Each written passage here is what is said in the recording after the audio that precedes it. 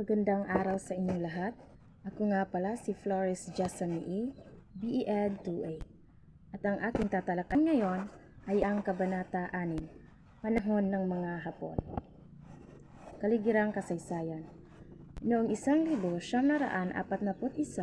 hanggang 1945, sinakop ng bansang Hapon ang Pilipinas.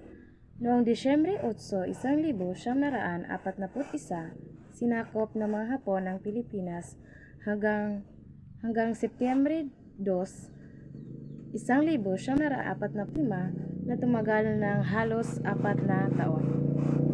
Naging maganda ang bunga nito sa panitikang Tagalog. Sa panahong ito, natigil ang panitikang Ingles at umunlad ang panitikang Tagalog. Ang mga dating sumulat ng Ingles ay nabaling sa Tagalog, gaya ni Juan Laya. Sa panahong ito, ang mga paksain sa mga kwento, dula, tula at iba pa ay ang buhay lalawigan. Ipinapinid ng mga Hapon ang mga pahayagan na Ingles, maliban sa Tribune at Philippine Review.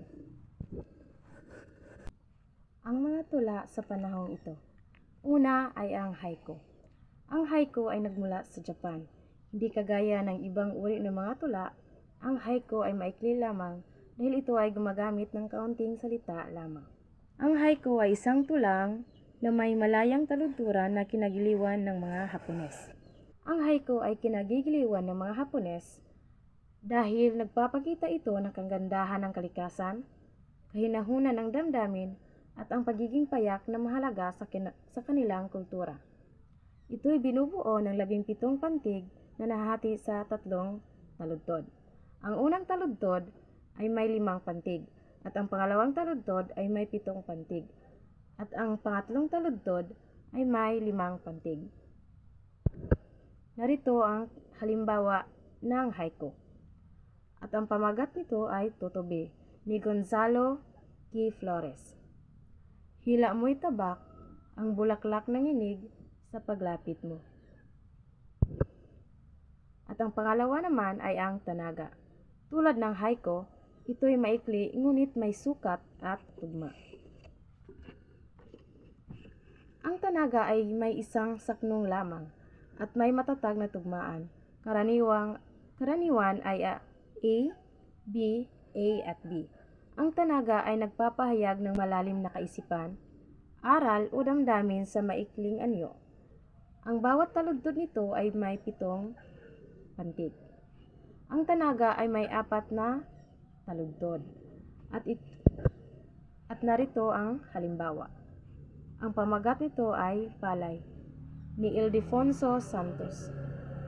Palay siyang matino, nang humingi yumuko, ngunit muling tumayo, nagkabunga ng ginto.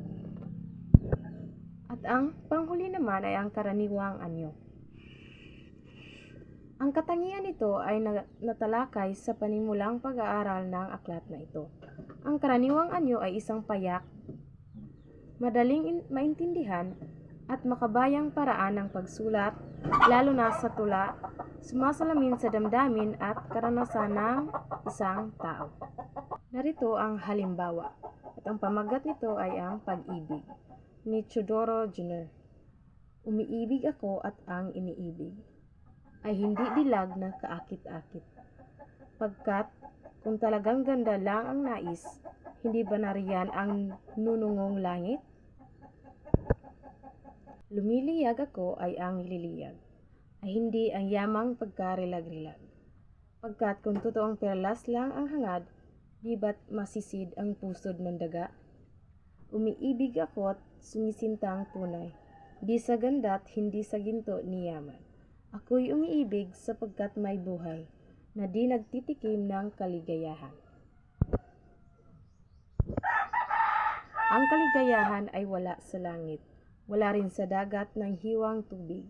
Ang kaligayahay nasa dibdib, na inaawitan ng aking pag-ibig. Ang mga dula sa panahong ito. Dramatic Philippines. Ito ay samahan ng mga mandudulang Pilipino. Tinatag ni Francisco Rodrigo, Alberto Cacnio at Narciso Pimentel. Ilan sa mga nagsisulat ng dula ay ang mga sumusunod. Una ay si Jose Maria Hernandez. Si Jose Maria Hernandez ay manunulat at guro. Nag-aral siya ng pagsulat at pagtatanghal ng dula sa Amerika. At ang kilalang dula niya ay ang Panday Pera na may 3 yugto.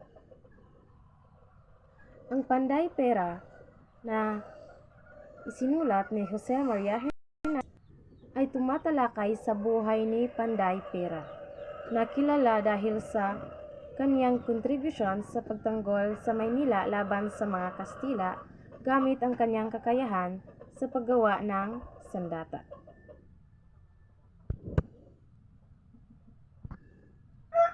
At ang pangalawa naman ay si Francisco Soc Rodrigo. Si Francisco ay kilala bilang manunulat, makata at alagad ng sining mula sa Pilipinas. Naging popular ang akda niyang Sa Pula sa Puti na tungkol sa mag-asawang sina Kulas at Siling na nag-aaway dahil sa pagkahilig ni Kulas sa sugal. At ang pangatlo naman ay si Clodoaldo del Mundo. Si Clodoaldo del Mundo ay isang bantog na manunulat. Nagsimula siya bilang manunulat sa prosang Tagalog para sa magazine ng Liwayway noong 1930. At ang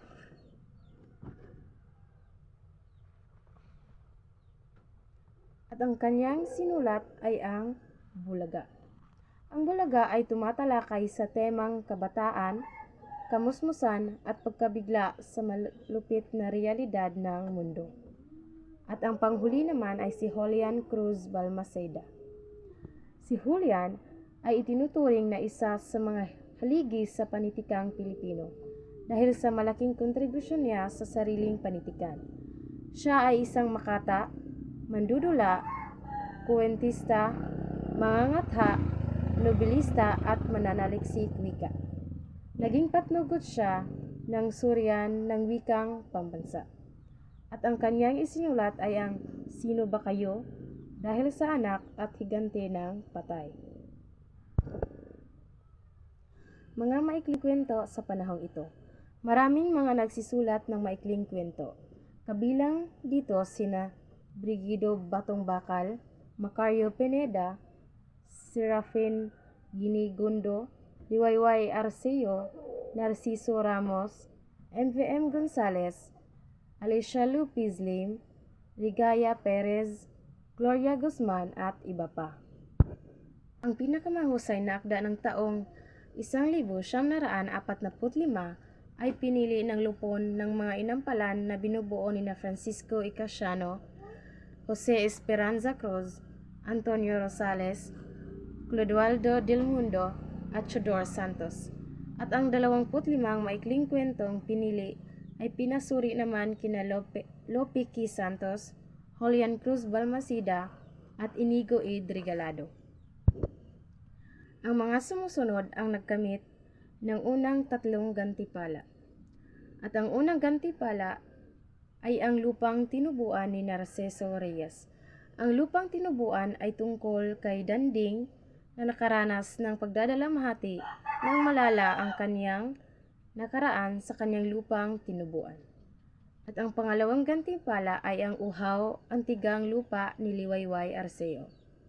Ang Uhaw, ang Tigang Lupa ay tungkol sa isang dalagita na nakatuklas ng lihim ng kanyang ama hingil sa isang babae. At ang pangatlong gantimpala ay ang Lunsod Nayon at Dagat-dagatan ni NVM Gonzales. Ang Lunsod Nayon at Dagat-dagatan ay tungkol kay Antonio na nagpunta sa Nayon upang ipagtapat kay Nena at sa kanyang mga magulang ang kanyang pag-ibig. Ngunit nabahala siya na dahil na marinig mula kay G. Gomez na ayaw na nilang bumalik sa lungsod. At yun lamang po, maraming salamat.